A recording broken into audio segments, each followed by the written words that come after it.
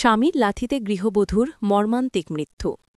বক্সনগর কলমচৌড়া থানাধীন রহিমপুর সীমান্তবর্তী এলাকায় এক হৃদয় বিদারক ঘটনা ঘটেছে। স্থানীয় সূত্রে জানা যায়, রহিমপুর উত্তরপাড়ার কাশেম মিয়ার ছেলে রিয়াদ হোসেন ২৬ তার স্ত্রী সুমাইয়া আক্তার ১৮কে তলপেটে লাথি মারলে ঘটনাস্থলেই তার মৃত্যু হয়। নিহত সুমাইয়া ৪ মাসের অন্তঃসত্ত্বা ছিলেন। ঘটনাটি ঘটেছে কলমচৌড়া থানাধীন ৪৯ নং ব্যাটালিয়ন সীমান্ত এলাকা রহিমপুর বিওপির ভারতীয় গেট নং ১৫৮র পাশে। স্থানীয়রা আহত অবস্থায় সুমাইয়াকে দ্রুত বক্সনগর হাসপাতালে নিয়ে গেলে কর্তব্যরত চিকিৎসক তাকে মৃত ঘোষণা করেন। ঘটনার পর এলাকায় শোকের ছায়া নেমে এসেছে। পুলিশ ঘটনাস্থলে পৌঁছে তদন্ত শুরু করেছে।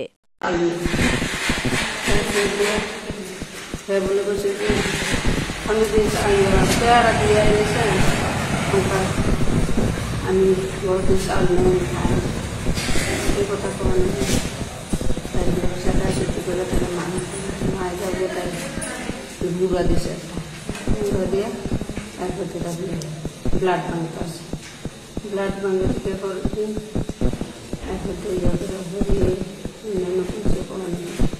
ডাক্তারের কাছে নিচ্ছে নাহলে ডাক্তারের কাছে বাচ্চা হবে বাচ্চা আসবে বাচ্চা নষ্ট হয়েছে তারপর বলছে দিয়েছি কোথায় তারপরে